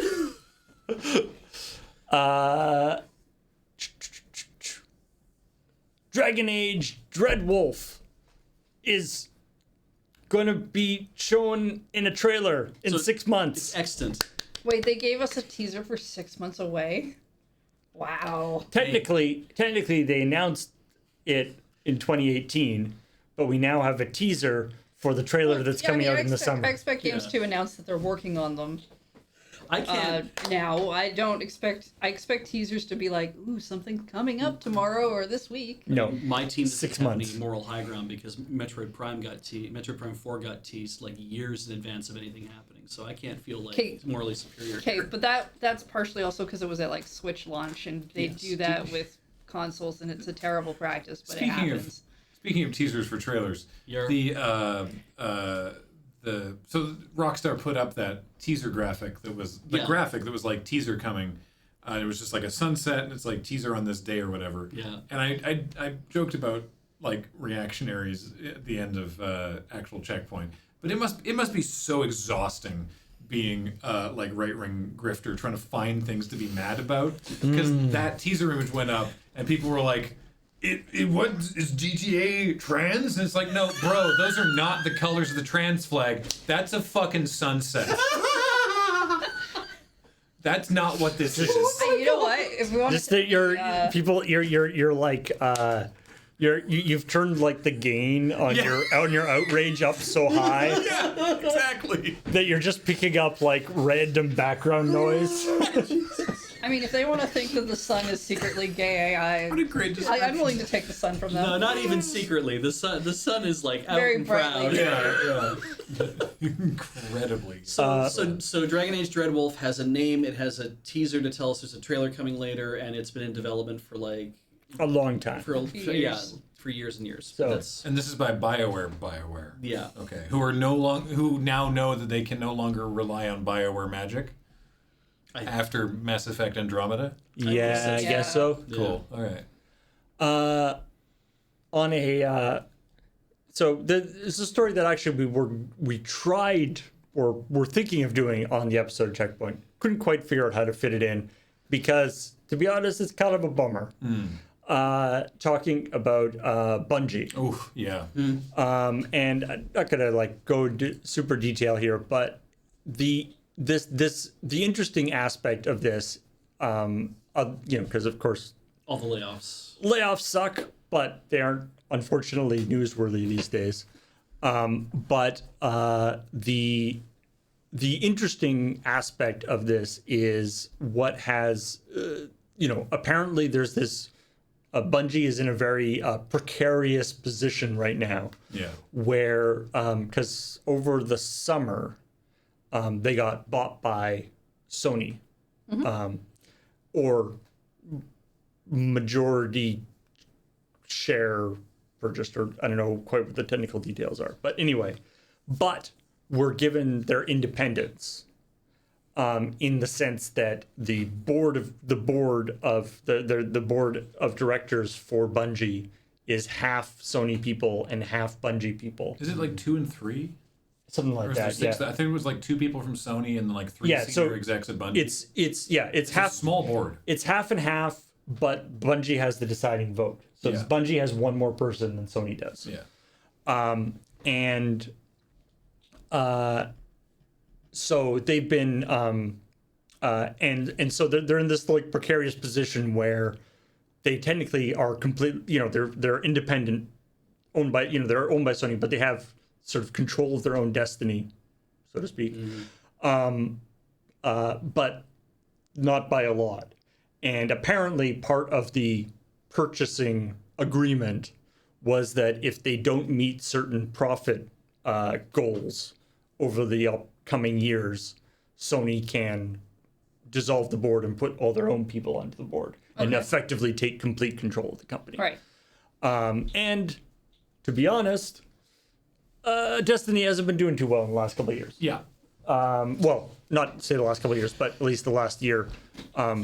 They missed their 2023 forecast by 45%. Which we talked about before. Yeah, I remember Yeah. that story.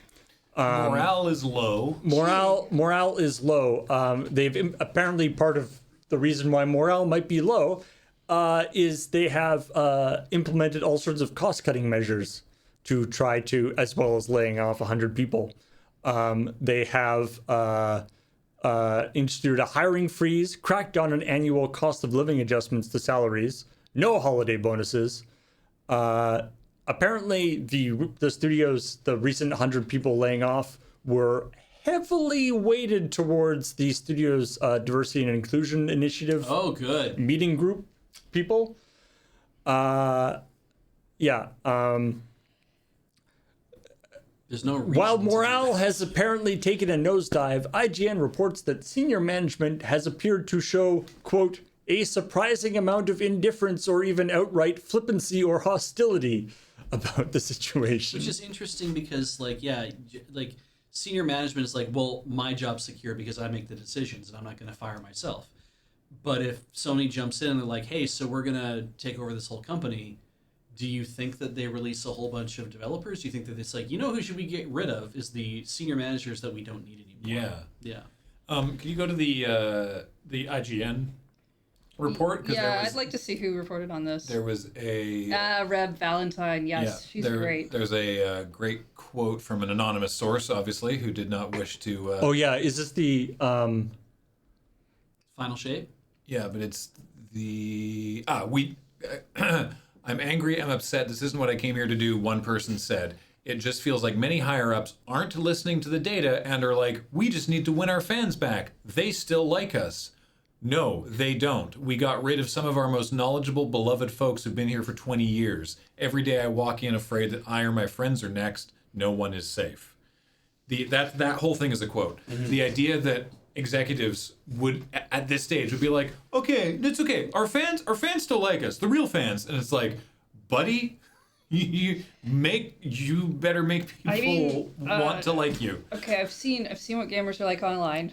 I know what I'm like within the gaming sphere, the stuff that I really like. Bungie's not really one of them, but I imagine those hardcore fans know exactly who don't work there anymore that they really would like. The other great quote here is others say they're rebuffed repeatedly and discouraged from even discussing the layoffs whenever they tried to ask questions. An employee in one department recalled a post-layoff QA session where a department head was asked if leadership taking salary cuts to prevent layoffs had been considered, only to respond that Bungie was not that type of company. Ooh. Right. I'm surprised they got such a direct response, to be honest. Jesus. What do you think? We are some kind of one of those like hippy dippy communist companies? No way. It was like Nintendo, where the CEO is going to take a pay cut just because the Wii didn't sell properly. Yeah. Anyway, I mean, I would hate to take a pay cut because I'm like, I have a mortgage to pay and I'm pretty precarious. Yeah, but we're not like I hope the final definitely shape. not rolling I ambulance hope or anything. the final shape rules. Yeah. They've delayed it again. I hope it's great. Yeah. As someone who has played Destiny for years, I would really like it to be great. But also, I don't want Bungie to die because of executive bullshit. Yeah. And I mean, even though I don't play Destiny, as somebody who grew up playing games on Mac, I'll always have a soft spot in my heart for Bungie, even though I'm sure nobody who works there right now or any of the people who were there Who when made Marathon. yeah. But I still have a fondness, and so I hope they don't, but I'm not optimistic. Yeah. Mm-hmm. Yeah. And companies don't die now, but I can imagine them, or like a company that big doesn't like disappear, but I can imagine it being subsumed into Sony and being sort of chopped up and end up being whatever. Well, just another the like random studio that doesn't actually have any soul to it. The things that you loved about Destiny when it first came out, and the things that I think a lot of people loved about Destiny when it first came out, it's like that's I think where you're like, yeah, people loved that and that feeling and the involvement in the gameplay and whatever, and the things that weren't working, obviously, you wonder when it worked to try to fix them. But also, if it's becoming increasingly clear that it's like we can't make money doing the thing the way that we're doing it is, just saying, well, we're going to keep it alive because maybe we'll turn that shit around. That might not be the answer either. Like maybe Bungie has to break, right? What happens when the Bungie snaps, right? Like it's like when it actually does, maybe whoever's left is able to work on whatever IP is left. It's gonna be like that scene in Ghost Ship when the bungee snaps. Yeah. Yeah, I don't know. Just go ahead. Anybody who's a longtime employee of Bungie who is all set to write their tell-all memoir Yeah. when the Bungie snaps is out there. Yeah. You know, you can take that as a title. Feel pretty like solid. morale is probably low in several parts of the gaming industry right now. I'm gonna excuse myself because I want to make sure But, I'm not yeah. totally brain dead for building a commander deck. Oh yeah. You Oh, bet. yeah, That's have fair. fun. Thank you. Bye, everybody. Who are you fighting? I think everybody. Okay, well, defeat them all. Speaking of fighting everybody, Cyberpunk 2077. We talked about this in the Video Game Awards part.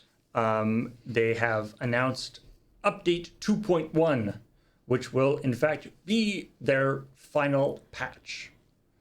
Is meant to be the last big update, which is like, okay, sure, whatever. As somebody, I haven't played Cyberpunk, the stuff that is included in this patch that is for a game, whatever, 3 years old now, probably, as their final patch, seems important. Yep. Like, well, as Graham mentioned, the metro system in Night City, like, works now. You can listen to the radio on foot. Oh, You can he could be one of those annoying people. That's funny. you can invite romantic partners back to V's apartment. I don't know that that's necessary. Like, was there not a romance thing before? Or, I guess, but you had to do it or you wherever had you to, were. yeah, just He might have had to just go like to the do bushes. do it in the bushes. Yeah. Seek them out at wherever, kind of like the bus station. Well, nobody was using the buses. for Right, because the travel. metro doesn't work. Yeah, the metro might really be This is like, might be the they do nightlife. trains here now? Shit, we used to just come here and bone. Yeah, it's really annoying. All these trains keep distracting us. I liked it way better before. There are new sightseeing spots, and there are new replayable car races. I like that they put replayable in there. Like it's Yeah. very important that you know. Though I wouldn't be assigning racial attributes to cars. That's a little weird. But it is cyberpunk, so whatever. I don't understand the joke. Replayable car races. Racial... Oh, like, okay. tieflings and New- dwarves and... Yeah, okay. Yeah. Okay. There's new vehicles, new accessibility options, High five. improved boss You don't deserve a encounters. high five. All right. And they're going to be releasing an Ultimate Edition that includes the Phantom Liberty expansion. So, hey, good for them. You know what? Yeah, I mean, They did it. I'm glad your death march is done. yeah, I'm glad that. Line up for the next one, I suppose. Yeah, the core team at CD Projekt Red in Poland will now be turning their full focus to the next game in the Witcher series, codenamed Project Polaris. And then a new studio in Boston is supposed to be working on the sequel to Cyberpunk called Project Orion right now. 2076. Wait, 78. Cyberpunk 2078. Oh, I thought you were saying the date of when their next game was going to Yeah, come out. well- I mean, maybe, who knows? Though funny, right? Because like 3 years, so 3 years of work and patches and everything else, and it's done. It's like when you think about it, 3 years was not that long a time to be kind of working on post game content in this day and age. I suppose not. Yeah. So kind of nice they made it. And finally, a story that I literally just marked because Starbreeze has announced a new thing in the. It's going to be a new Dungeons and Dragons cooperative multiplayer game, Project Baxter. I didn't know they could sign on Graham's cat. It's gonna Graham have Gatling. Yeah. be able to wild shape into Baxter. So, So far, details of enormous, furry, adorable cats have not been confirmed, no, but there it is. Baxter is being developed in Unreal Engine 5, and he will carry the signature Starbreeze game cornerstones of stuff. I have never played a Starbreeze game, but I see them here. what genre of Project Baxter will be. And that's fair. Have you seen Baxter? It's least- really hard to tell where the legs are. Oh, they want it to be. They're saying it's going to be games as a service. That's not a genre. At least, at least Baxter is savvy enough not to go for Unity engine. Do you think this is part of a thing where they're like Baldur's Gate 3 came out and they're like, we need to announce on the back of the fact that Baldur's Gate 3 is doing so, we should probably announce this now to get people excited about more D&D games? Or do you think it's just coincidental timing? It's definitely coincidental timing. Yeah. Yeah, I mean, obviously there's a lot of games. I'm sure there's other games that are also in develop, like the WotC has always been like relatively well. I mean, the licensing for the D&D rule set has always been a little bit wonky, Yes, but it's kind of is. but it tends to be fairly open.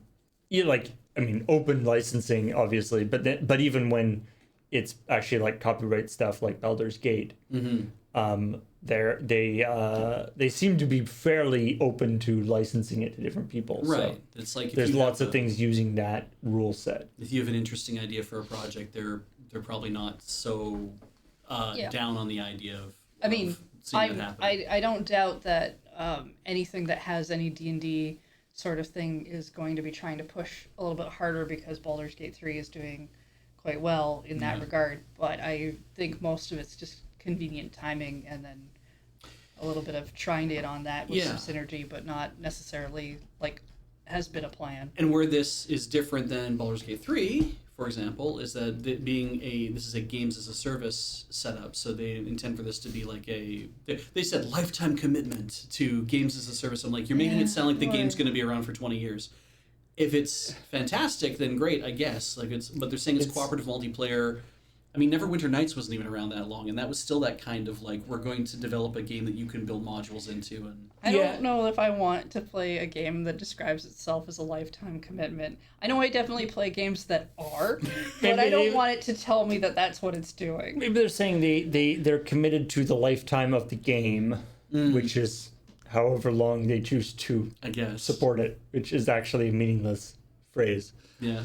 I mean, there is definitely the thing with like one of the aspects, it's not necessarily the only one, but one of the aspects of Baldur's Gate 3 that people really liked was that it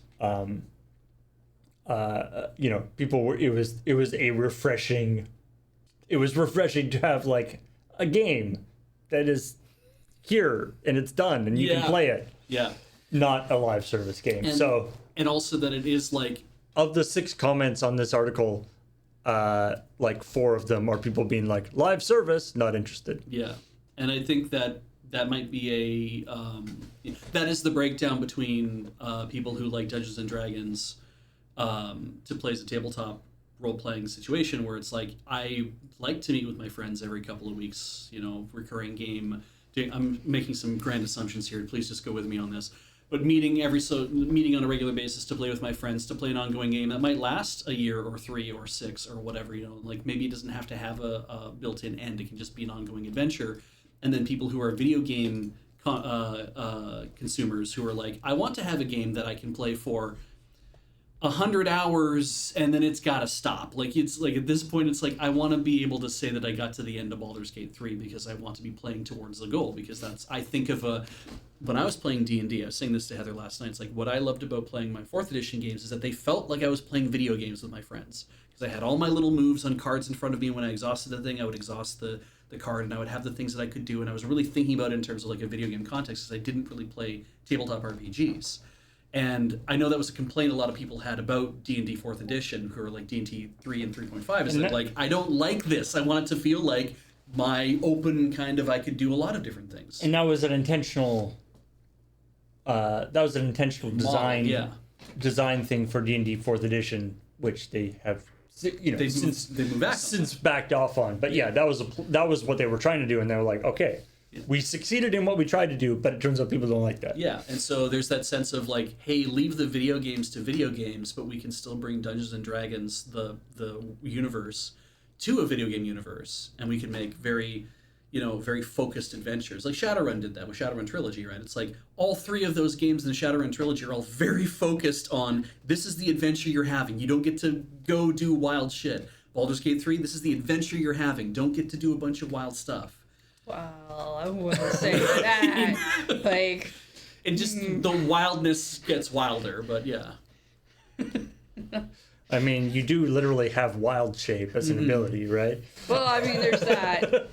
So if that's what the focus is to be like, hey, we have more people out there saying we can make a really good D&D focused, D&D themed game, but it will ultimately still be a video game, then great. But I don't think we're going to see people making a D&D MMO that has that same kind of appeal. Also, Baldur's Gate 3 multiplayer is fantastic.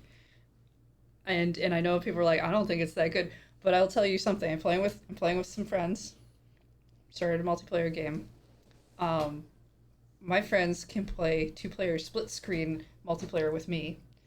And we've been definitely taking screenshots of all the dead bodies we come across because they ragdoll differently in each of our games. Nice. Are you, as you're playing it in multiplayer, you're sort of going through it again, are you noticing things are different because you're making different choices? Well, it's a different feel. And also, like the other night, we went into the druid camp, and someone was like, I wonder if you can steal the idol. And like, well, let's find out. And I stole it, and we definitely started a fight. And there was another fight going on with some bears with the tieflings off screen. And yeah, we may have done a murder or two. Boy, that definitely does not sound like D&D at all.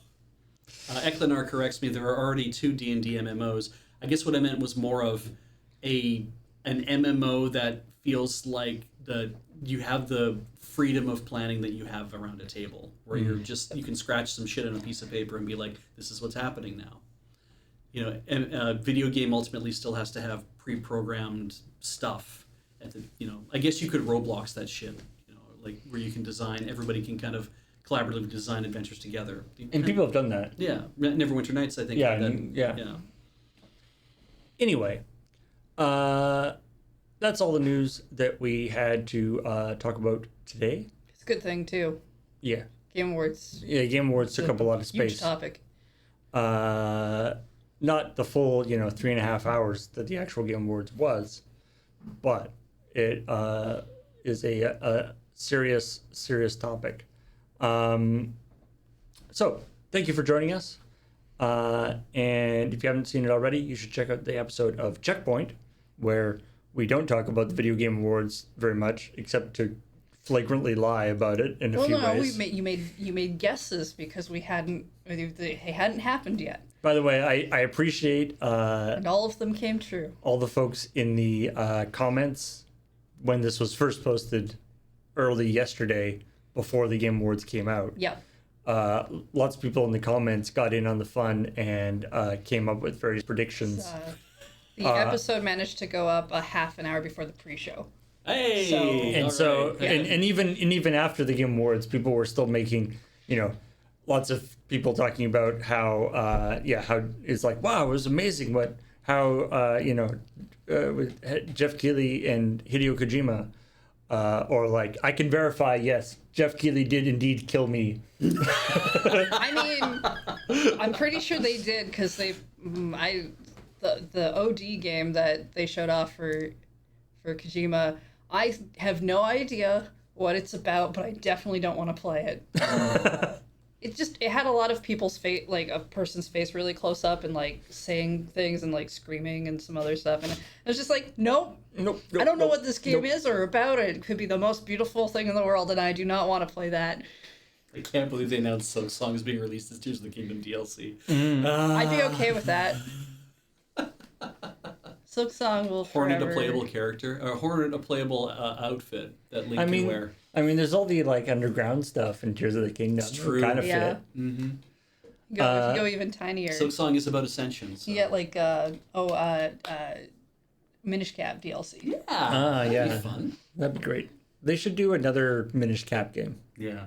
Or like another game with the Minish in it. I just want another 2D kind of top-down Zelda game. Like, I think there's still room for that and the newer 3D stuff. Yeah, I guess Link Between Worlds was the last one. The last like one that people consider a mainline title, the last one was actually Triforce Heroes. Oh, okay. Anyway. But, you know. Thanks everybody for watching. Thanks everybody for joining us. Thank you for supporting us either here on Patreon, patreon.com. Wait, either here on Twitch or on Patreon, patreon.com/loadingrarerun, or buying stuff in the store, or all the other ways that you support us. Until next time, we'll talk to you later. Bye.